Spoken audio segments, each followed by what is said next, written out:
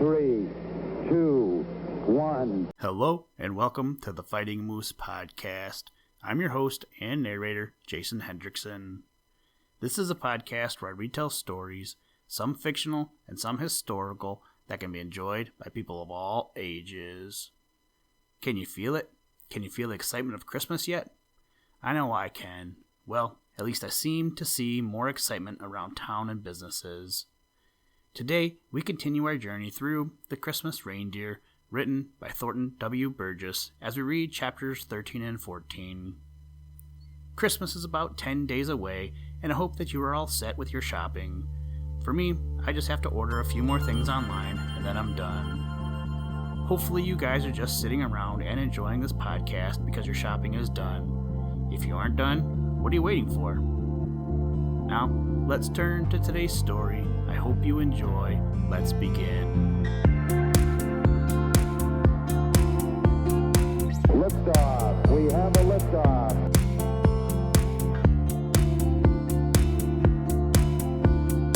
We choose to go to the moon in this decade and do the other things, not because they are easy, but because they are hard.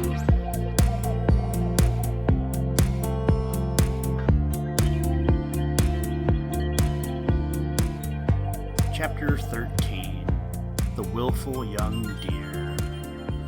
Of all the young deer in the great herd, and there were many, Little Spot was the most willful.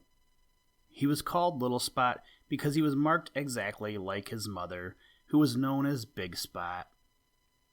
Each had a white spot between the eyes. Now, Big Spot was one of the wisest leaders among all the reindeer people.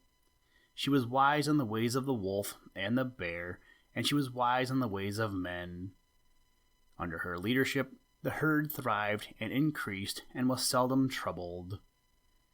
But with all her wisdom, Big Spot was a poor mother. You see, she was just like a great many other mothers. She spoiled her children. So Little Spot, who was so like his mother, had never been taught to mind. Almost from the day of his birth, which had been in the spring before the snow had melted, he had been headstrong and willful. He had been a handsome baby, as reindeer babies go, and his mother had been very proud of him. Perhaps that is why she spoiled him. Anyway, he went where he pleased and did what he pleased and was forever in trouble of some sort. When he got his first horns, 2 sharp spikes, he made such a nuisance of himself that he soon became known as the worst young deer in the whole herd. Other young deer would have nothing to do with him because he was so overbearing. He was a little bigger and a little stronger than any others of his own age, and this, together with the fact that he had been allowed to have his own way, had quite spoiled him. "My son," said his mother when she found him with a small band of caribou which he had run away to join, "follow me to the top of yonder hill. I want to talk to you." "I don't want to be talked to," said Little Spot with an angry toss of his head. "I know what you want. You want me to go back with the herd. I'm not going. I'm going to stay with my wild cousins, the caribou. I don't want to go back to the herd. I won't go back to the herd." He stamped his feet in the naughtiest way. "Very well," said his mother. "You may stay with your cousins the caribou, but remember that if you need me, you will find me on the top of that hill over there." Little Spot tossed his head. He sniffed. You see, he didn't like it at all that his mother should think that he had any need of her. Had he not horns already? He felt quite equal to taking care of himself. So he tossed his head and sniffed, then went over to join some of the young caribou about his own age. His mother said nothing more, but slowly walked away in the direction of the hill. When she reached the top, she stood motionless for a long time. Looking up, Little Spot could see her against the sky, and he, being a foolish young deer, became very angry. He felt that she was keeping watch over him, so he pretended not to see her, and when presently the small band of caribou started to move away briskly, he trotted along with them. They were glad to have him. At least they made no objections. The farther he got from that hill where his mother still stood, the bigger and more important he felt. He was out in the great world now. He was master of his own movements. There was no one to make him do this or do that. He held his head high and he stepped high. You see, he was trying to look as important as he felt. Without warning, 4 great gray wolves swept out from behind some willow trees to cut off the young caribou from the remainder of the band. Such terror as there was then. Each young caribou started in a different direction.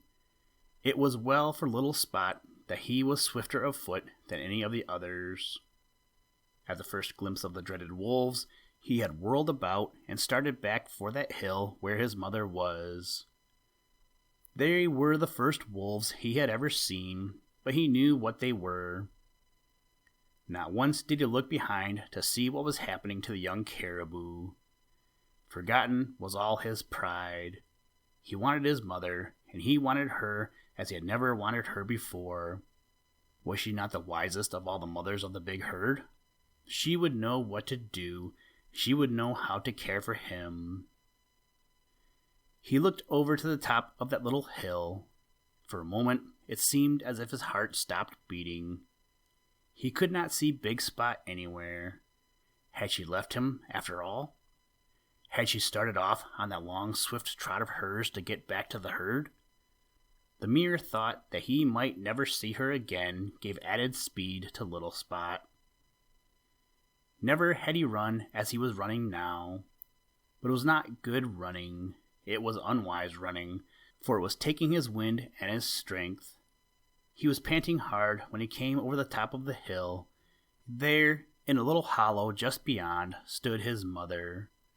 "What is it, my son?" said she, as little Spot crowded against her, panting as if he could never get his breath again. "What is it, my son? I thought you wanted to go out into the great world." "Wolves," panted little Spot. "Wolves, we must run." His mother merely walked up to the brow of the hill and looked back. "Truly, my son, they are wolves," said she, and returned to him as if wolves were the most commonplace things in the world. Chapter 14. When the World Was Young. Little Spot, the willful young reindeer, trembled as he crowded up to his mother. He couldn't get close enough to her. He no longer wanted to be out in the great world by himself. He wondered that his mother did not run. Every moment or two, he looked back to see if these wolves were coming up over the hill. But Big Spot seemed in no hurry at all. You see, she was wise with the wisdom of experience. She didn't want little Spot to get over his fright so soon that he would forget the lesson he had learned. Then, too, she wanted him to get rested a little and get his wind back. At last, she quieted little Spot's fears. "Those wolves did not chase you, my son," said she. "They chased the young caribou, and it is very fortunate for you that they did." "I'm sure I could run faster than those wolves," said little Spot boastfully. "Yes, you could," replied his mother. "You could run faster than they could for a while. But you do not know the patience of wolves, my dear. You would have run so hard and so fast that presently you would have tired yourself out so that the wolves would have had no trouble in catching you. Ever since you were a little fawn, I have told you about the wolves, and they are our worst enemies. But I don't think you ever have believed it. Now you have seen them, and you know what they are like. The wolves are very smart people.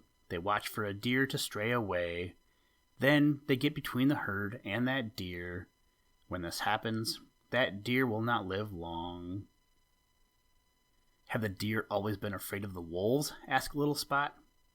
"Ever since the days when the world was young," replied his mother. "Tell me about the days when the world was young," begged little Spot. For a few moments, his mother said nothing. Gradually, into her big, dark eyes there crept a faraway look. Once upon a time, she began at last, the world was mostly water, like the salt water that you saw in the summer. But where did the deer live then? Interrupted Little Spot. There were no deer then, said his mother. There were no deer, and there were no wolves, and there were none of those two-legged creatures called men.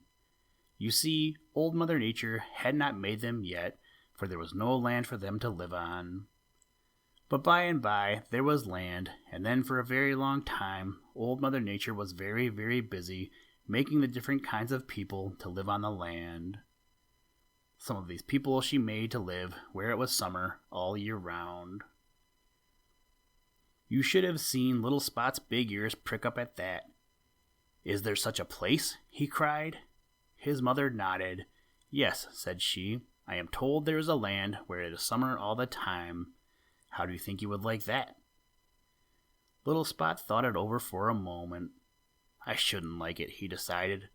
"Why, if it is summer all the time, there can be no snow. What a queer land it must be without the beautiful snow. I shouldn't like it." His mother again nodded her head approvingly. "Neither should I, my son," said she. "But it seems that in those days when the world was young, all the people, big and little, wanted to live where it was summer. So after a while, it became difficult for all the people to get enough food. It was then that the hard times began, and some of the big people began to hunt the little people for food. Now it happened that Mr. and Mrs. Caribou, the first of all the caribou, had wandered beyond the land where it was summer all the time. They had come to the land where it was summer for half the year and winter for the other half. When the winter came, they moved back, because you see they were not fitted to make their living when snow covered the ground, and they were not clothed warmly enough to stand the bitter winds.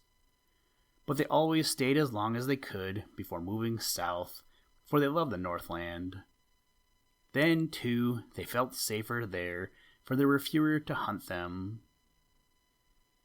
It was on the edge of the Northland that Old Mother Nature found Mr. and Mrs. Caribou looking longingly at the land they must leave because of the coming of the snow and ice.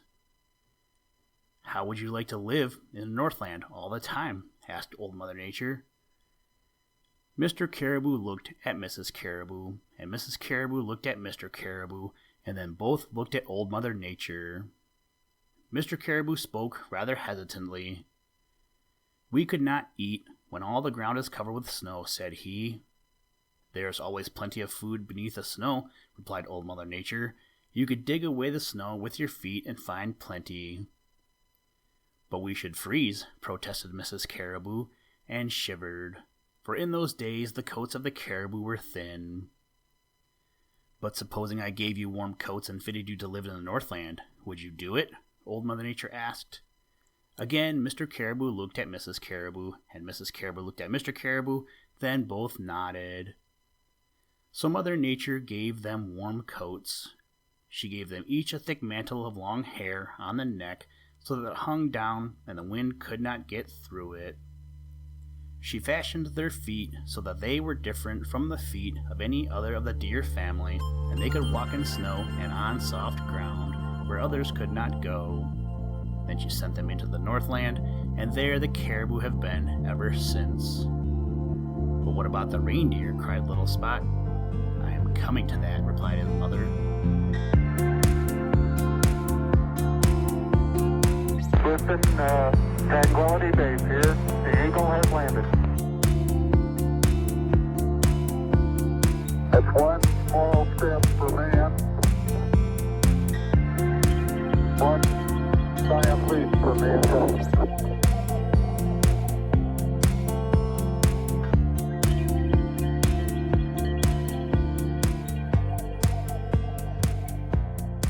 Thank you for listening to this episode of the Fighting Moose Podcast. Please join us next time as we read another exciting story.